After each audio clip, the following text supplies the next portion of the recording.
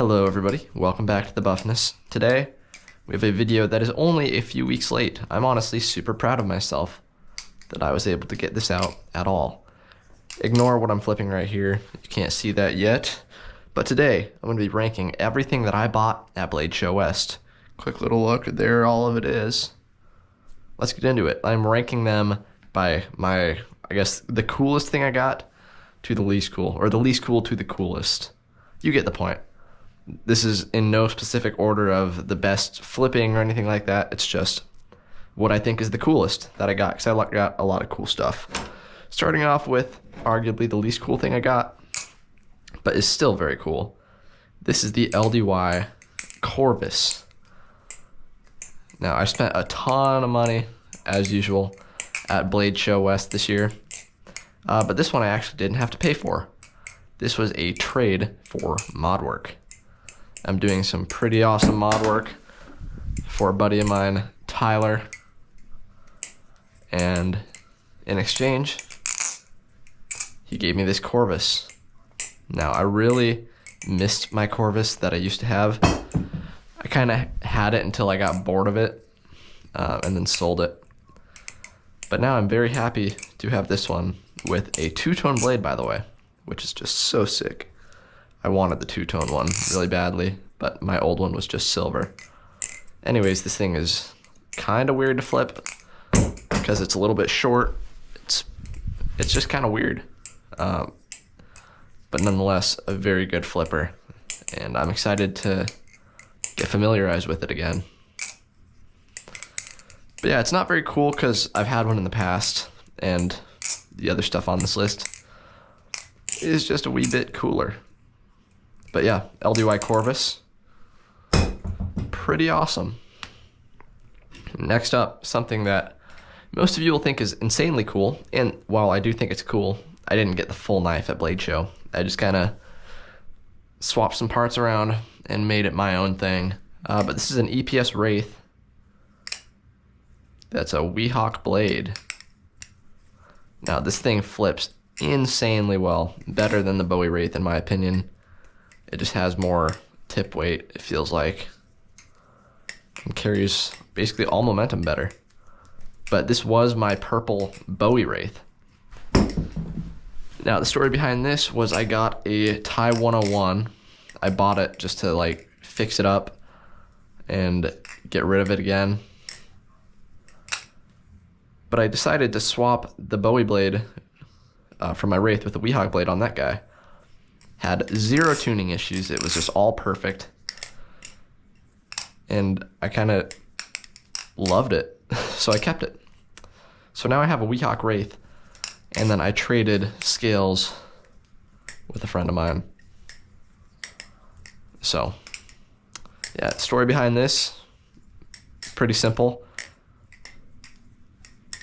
But it's just now a pretty darn unique Wraith V2, which I'm not sure where the Wraith stands.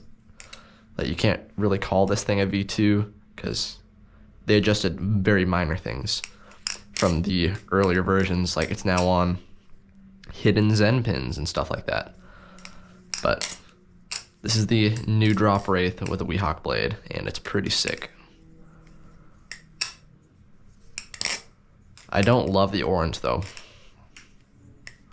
but it's better than the kind of muted purple. Anyways, oh, that one didn't even land on the carpet. Okay, whatever. The Wraith is very cool.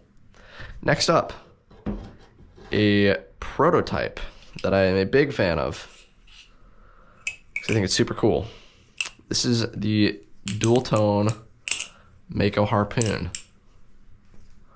Now, I tried to buy this guy at Bladeshow East. I think it was this exact one. When they first dropped the Makeo Harpoons, I went up to Squid booth right when they opened. I was like third one in line. And I was like, I will take that teal Makeo Harpoon. And they said, that's just the demo. You can't buy that. But I found it in their blemished stuff bin at Bladeshow West this year. And I was hesitant to buy it. I was like, I really don't need another Makeo Harpoon. But then I looked at the serial number, and it was first production prototype number 001, which was just too good to pass up for now. Because I have first production 001. So that's pretty cool. I figured, why not just get both, have both for a while. We'll see if I end up keeping them, but I got a really good deal on it because it was blemished. It has some machine fails, I suppose.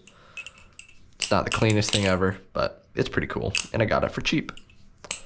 But yeah, the Makeo Harpoon, very fun knife, and the two-tone one is just absolutely sick. And I don't even know if they have, if they've dropped two-tone ones yet. I'm sure they have, but I don't recall seeing any. And this thing gave me like the worst Balisong bite I've gotten. You can see that right there. It was pretty bad. But yeah, Makeo Harpoon, very cool. Next up, it's not even a knife. This thing's just kind of weird. I've wanted one of these for a long time. It's been like 2 years maybe since I first saw it and was like, that's a really weird idea. I kind of like that. This is a Sharpie. As you can see, it says fine point. You open it up. That is one fine point. Oh wow, that is pokey. This right here is a G10 spear jabbed into a Sharpie. I believe they just take out the inside of the Sharpie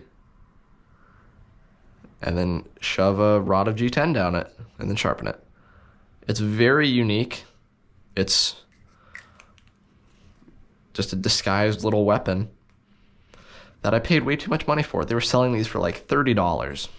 So yeah, that was a questionable spending choice, but it's still very cool. I'm glad I have it. It's just a unique little thing for the collection that is very weird, and I don't know, it's just a fun little thing. Next up, I'm actually adjusting the order right now and moving to a lot of people's grail, but a knife that I really don't like that much. This is the Machine-Wise Serif. Now the Serif, I've said this many times, flips really good. Like, objectively, it is a great knife. The build quality, the machine quality, all of that is very, very good.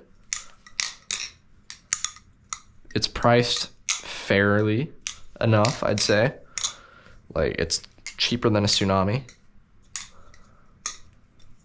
But it's got its weird things where it's like really square, it's really long, and it just doesn't flip that competitively, which is, like I said many times, that kind of stuff that I like to flip is more competitive, less unique. But I got a really good trade offer to get this guy, so I took it, and I'm going to anodize this guy really nicely and keep on trading it up. But it's still a very cool knife. I honestly never thought I'd own one, but I do for the time being, and that's pretty weird. And I think out of everything I've shown off, it's definitely the coolest so far. But this very well could be the coolest thing I bought. But for the sake of this being a Balisong video, I'm putting the two coolest Balis I bought up on top. This right here is a baton. Cold steel metal baton. It's very, very cool. There's not a good way to close it. You literally have to jam it on the floor really hard, which stinks, because that means I don't get to fidget with it as much as I would like to. But it feels just so good in the hand. It goes from like 12 inches to like 27 or something like that. It's very cool. It's gonna hurt if you were to use it as a weapon or something, which you shouldn't do, of course, unless you needed to. These things are not meant to be carried in most states, if you know what I mean. but they are fine to own. Me and the boys ended up buying 4 of these guys. And it's just so satisfying when you flick it open. For the sake of this video, let me show you what it's like to hit it. Yeah, you can probably see why I don't like to do that very often, but yeah. Cold steel baton, very, very cool. Next up, this one hurts me to put it at second. This is one of my favorite knives to flip right now. It's just so fun. But this is the Squid Industries Live Knot, the Live Nautilus. Man, I all of a sudden can't really flip. So I got to the Bladeshow West to wait in line with some friends at 4 in the morning after driving 13 hours the day before, purely so that I could get this flex, or at least try to, first production #1. I have the first ever Liveblade Nautilus right here, and it's very cool. Definitely worth getting in line that early for. I had to all-out sprint once I got through the doors in order to get this guy, but I'm very happy I did. It's so much fun. A lot of people are kind of iffy on the Liveblade Nautilus, and tons more people are curious because only a handful of people have these right now. I know me and the people I've talked to about this guy, for the most part, really, really like it. It's just super good. I have a video on it shortly. I like the balance of it personally. People said it had too much blade weight. By people, I mean just like 2 or 3 that I've talked to about it. They're who I would say are competitive flippers. I respect their opinions, I should say, and I don't really see fault in them. But my preferences, I don't think it's too much. I really like the Liveblade Nautilus, and I got special teal tie hardware for mine. One annoying thing though with these first production ones is that the finish on the aluminum is matte, which I'm not a fan of, and the scales are carbon fiber, which is cool. But I know some people were complaining about that. Not me though. I'm only complaining about the matte finish because I despise those. But yeah, the Liveblade knot is so cool. Now on to the last thing that I got at Bladeshow West. And the coolest thing I got at Bladeshow West. This right here is the double-edged Kraken. The Flytanium and Squid Industries collaboration Kraken V3.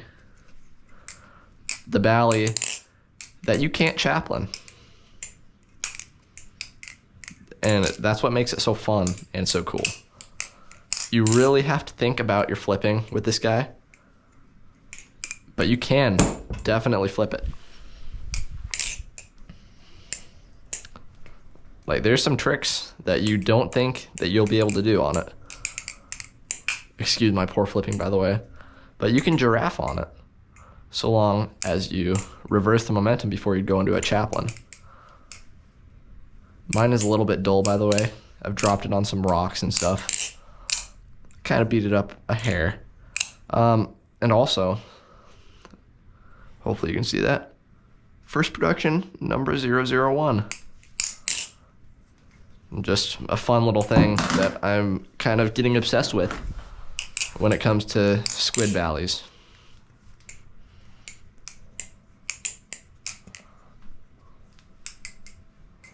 Oh, man, I'm like super slow today. But the V3, I don't know why I called it V3. It is a V3, but that has zero importance here. The double-edged Kraken is just one of the coolest things that Squid has dropped in recent days, months, maybe in the past year. I don't know. It's just kind of unique. Like, Squid hasn't